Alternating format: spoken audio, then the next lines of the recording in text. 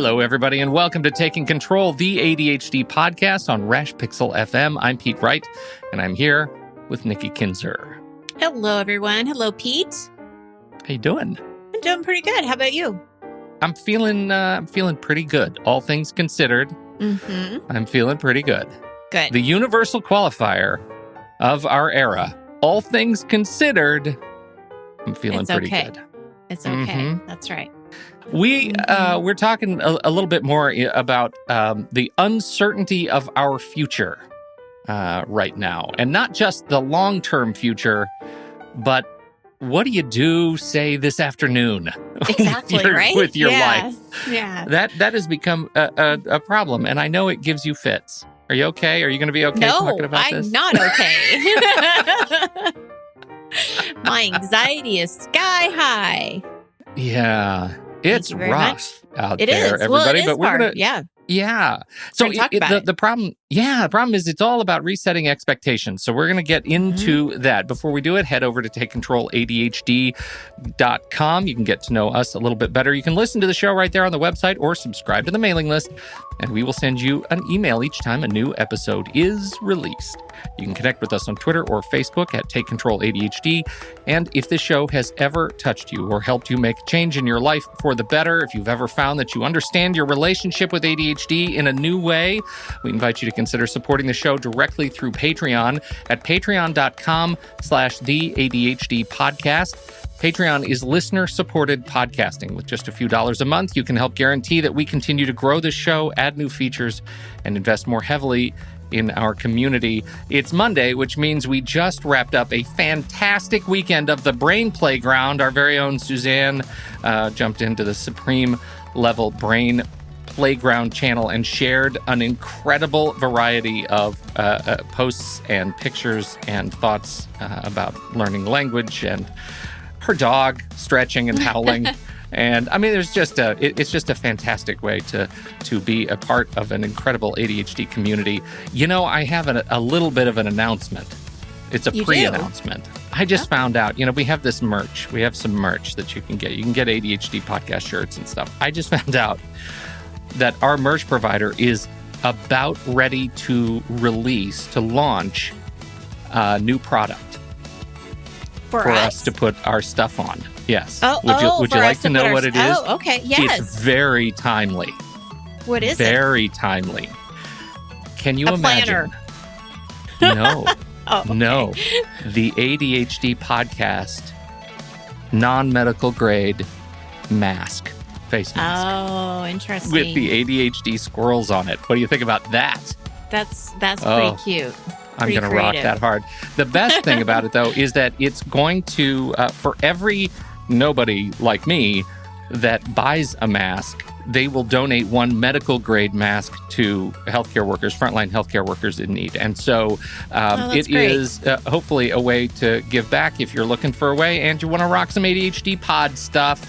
I'm going to make sure I let all of our members know first when that is available. So very cool. Great. Love that that TeePublic is doing that. So that's it. Thanks so much, everybody, again, for supporting the show, even in times of hardship. We could not do it without you. Patreon.com/theADHD podcast to learn more.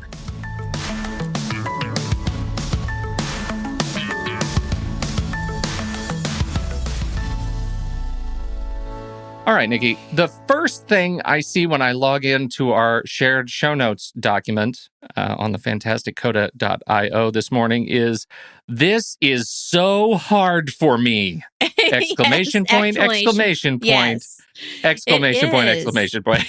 Yes, because the title of the show, right, is leaning into not planning. How do you do that? How do you lean into not planning? It's very difficult for me. And the reason, well, there's a lot of reasons, but for one, that's what I help other people to do, is to plan. I help my clients break things down and help them, understand their planner and their time, and we, set milestone goals and all of this stuff. And I can't do that right now because, like you said earlier, we don't even know what's happening this afternoon. And so it's It's really definitely been a time of uncertainty, and it's really uncomfortable. I'll be honest. Really uncomfortable. Yeah. It's really uncomfortable. And it is, I said at the beginning, it's about resetting expectations. And I say that, and I know that I make it sound way too easy. Just reset your expectations. You'll be fine. Yeah, We're no all problem. fine. Yeah. We're all fine. Yes. We're all fine. But it is true. I mean, it is about resetting expectations. And I think that that kind of goes into our first point with acceptance. I think that we can't plan in the same way that we used to. We can't plan a week ahead necessarily. So it's difficult, but we do have to tweak this. And when we were talking about this a couple weeks ago, you and I and Melissa, we were all talking about this as a topic. And one of the things that came up was the systems too that we have in place to just help keep our lives in somewhat control are not relevant right now. And that can definitely throw people for a loop. And one of the things that I've seen with my own clients is there's a very real fear that they're going to lose what they knew before and what was happening before because they've been put in this situation that they weren't expecting, this transition that they have to get used to. And I'm sure there's a lot of people out there that are probably, like I get that. Like, if, I was going to the gym every day, haven't been able to go to the gym, and am I going to be able to get back on into that habit? So this is my words of encouragement, is I think a lot of our systems are like us riding a bike.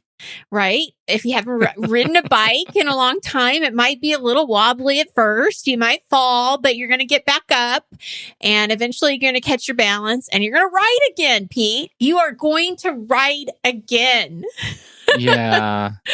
Can I believe in that? I have a fear around that too. I have an anxiety around that too. Can I just tell you something that I feel like we talk about riding a bike as kind of an aphorism, right? It's right. Just riding a bike. You'll get it. And even now, I don't ride a bike every day, but I can feel it in my brain and my body. If I were to get on a bike right now, I would know what to do, right? Yeah. Can I just tell you, I used to be an exceptional jump roper when I was a kid. I believe that. Okay, that's weird that you would believe. Nobody believes that about me. It's always a thing of shock. What are you doing believing that? You did the push-up challenge. I did. Or no, not the push-up, pull-up. I did push-ups, pull-ups, and squats. Yeah, well, it was all three. That's right. So I did all three. Yeah. But the thing, I'm talking about like when I was 13. I mean, I could do all of it. I could do the double dutch. I could do everything, right? I had the people with the two, and I could jump in. And I saw the Harlem jump ropers come, and they taught us all how to do it in elementary school, and it was amazing. And I could do that. And now, many, many years have gone by, Nikki, and I worry that there is the opposite of, it's just like riding a bike, it's just like jump roping, because I think about jump roping and I have no idea what to do. So I worry. Jump roping and riding a bike are not the same thing. You got to get that out of your head. I mean. That's what I mean. So is it riding a bike or is it jumping rope? Because jumping rope would be terrible. Jumping rope is bad. So yeah, you got to get that out of your head and focus on riding a bike. Okay. I will. I've never been a jump roper, but I can ride a bike. Yeah. Jump ropes are dangerous. You noose yourself up. And the ones I had the little plastic pieces, beads on them, and they would, your shins on those, you're out for a week. Like razor wire. You got to let that thought go. Just let it go. All right. Not relevant. How do we make sure that this is riding a bike and not jumping rope? It is probably a little bit of self-talk of just reminding yourself that it's not like a jump rope. Like, okay, this will pass and I will be able to get back into, the things that I need to get back into to make my life feel like it's in some kind of control.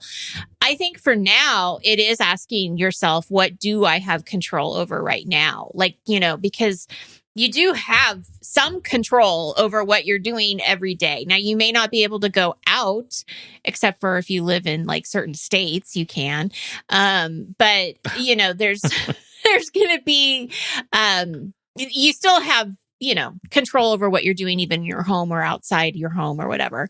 So I think that part of it is for me anyway, leaning into it isn't necessarily looking at next week or even the end of the week, but staying present and really focusing on one day at a time.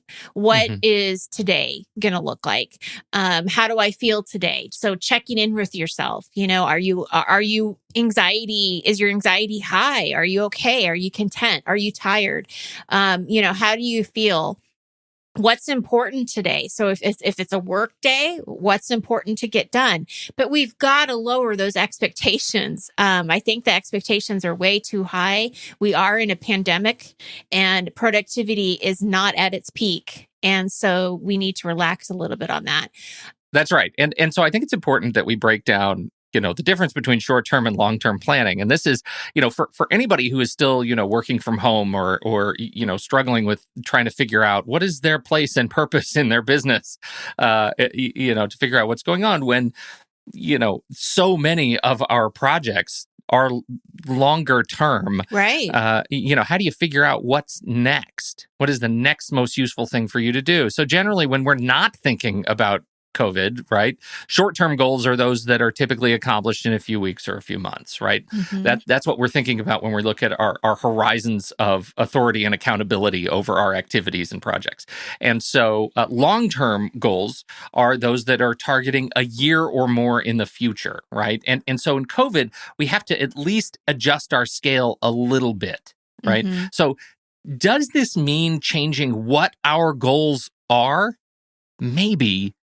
But, and I think this is the most important thing, maybe not, right? Just because the context has changed around how you're doing your work does not always mean you have to change your focus on what you're doing over the long term. And that gives me a lot of hope, right? That gives me a lot of promise that there is some sense of normalcy out there that I can at least latch on to.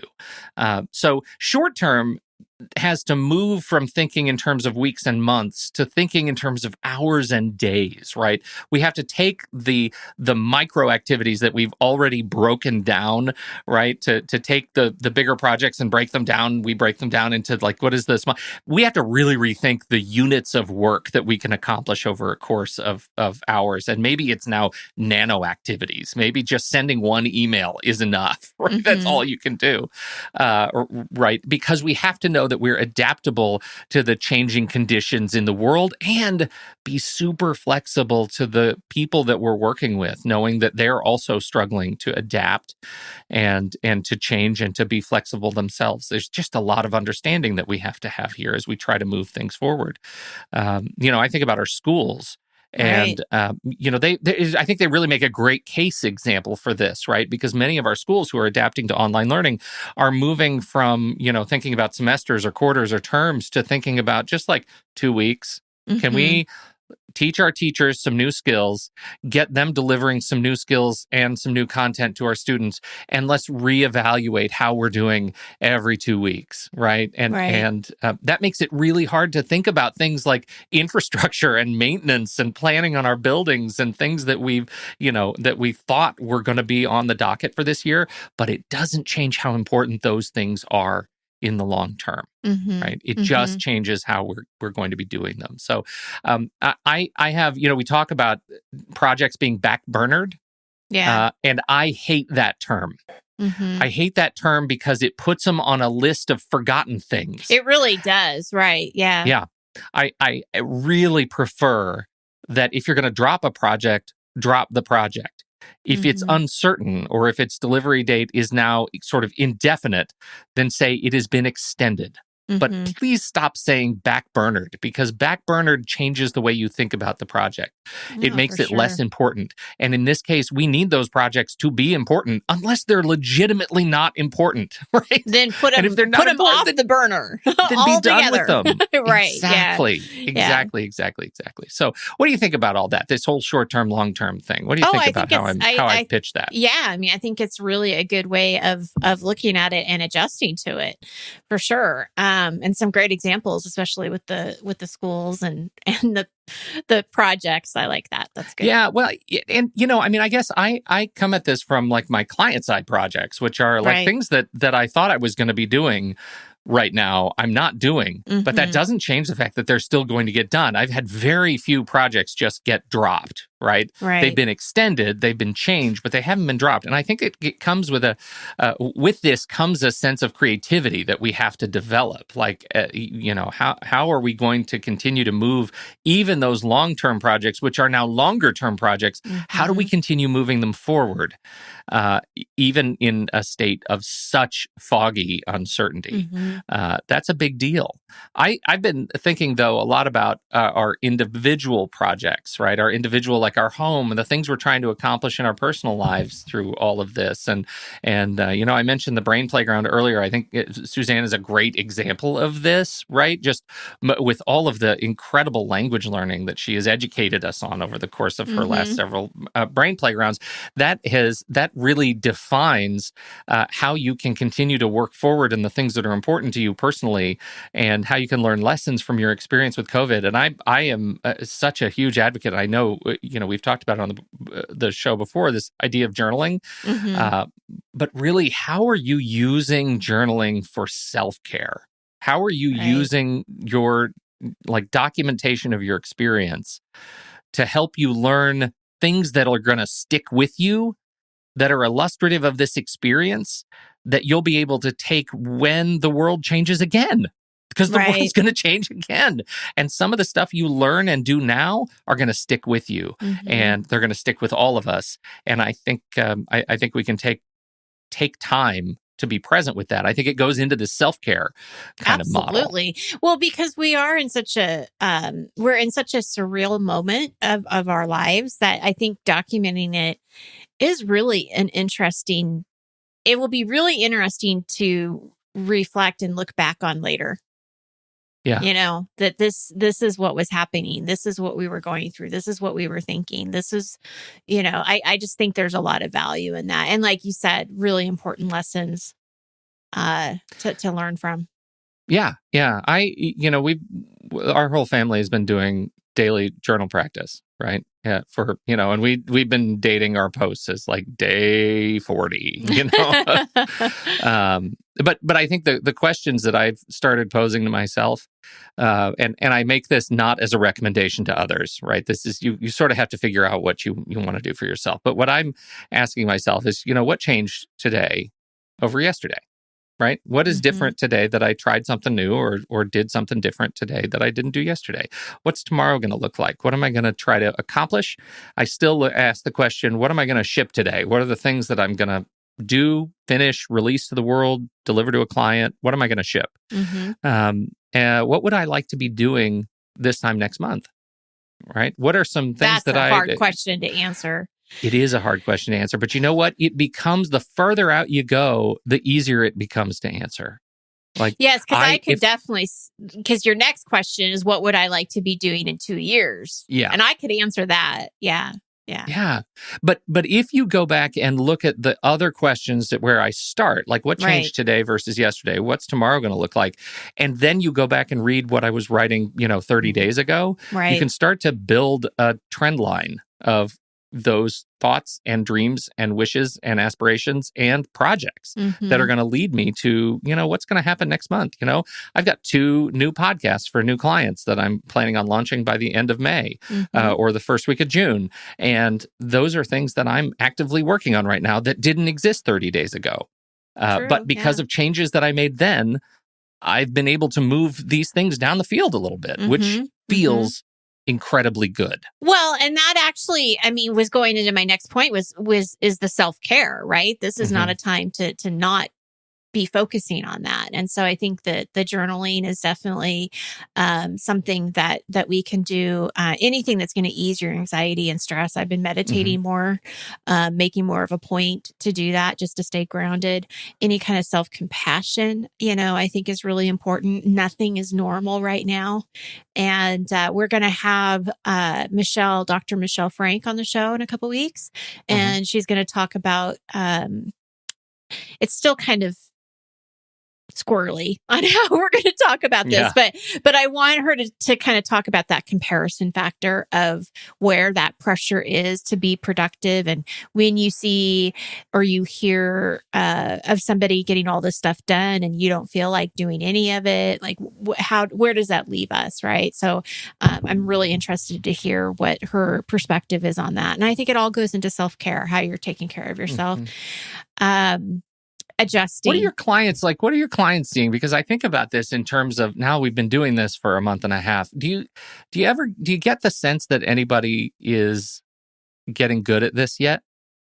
Of like self-care, feeling actually getting comfortable with the experience, like taking care of themselves, doing the things that they need to do to keep this going, or are we still just in a period of uncertainty? Because I know, this is like any other muscle, right? We're gonna adapt one way or another. We have to. It goes in waves. That's what I've noticed, is that the first week or two, there was kind of a panic of how is this going to work? I'm, really concerned about a lot of different things.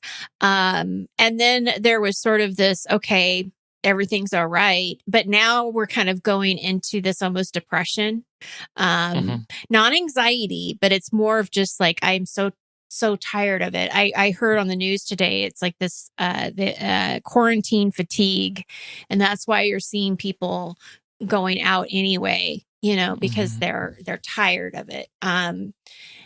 Which can be really dangerous too. So I think that nobody really knows what to do in this situation, but that's what I'm finding is that it goes in waves. So next couple of weeks, people might be okay. I have noticed that most of my clients, they've had to adjust what their self-care looks like, but some of them are getting more sleep. Some of them are at least going out and walking and exercising outside. But everything looks different. I mean, the thing that's really cool though about ADHD, and I think you can probably attest to this, Pete, is that ADHDers are great in crisis. The adrenaline comes up and they can get the things done that they need to. And so a lot of my clients will say, this is how we live our life every day. And they're just getting an idea now of what this looks like or feels like. So many of them, I think, are still very much staying very strong. But just like everybody, it's tough.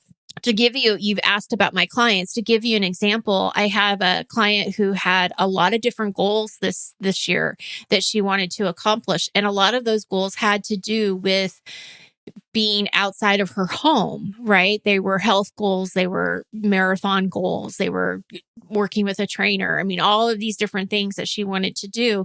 And now she can't even go outside because she has asthma and she's at high risk. And so, a lot of this, and she's by herself. She's living by herself. And so, it's hard.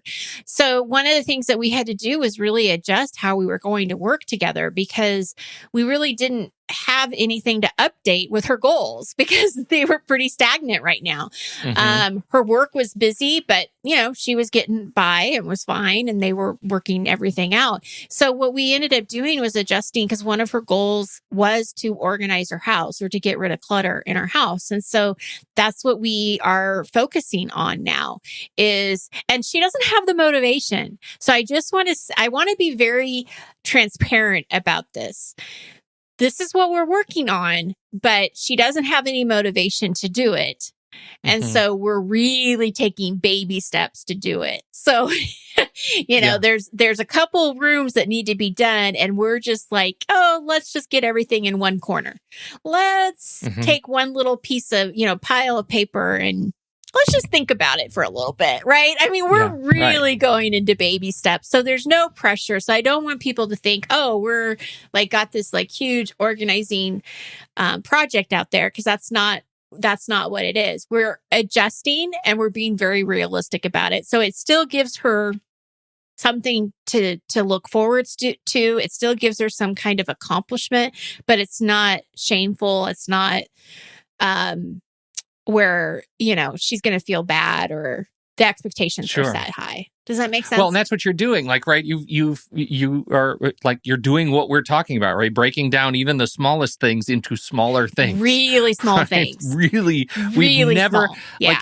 there's nothing like a change in the world to make you reevaluate the scale at which you have to work. Yes. And that's what we've had here. I thought I knew what the smallest order of work element was for me. I did not know what that smallest element of work was.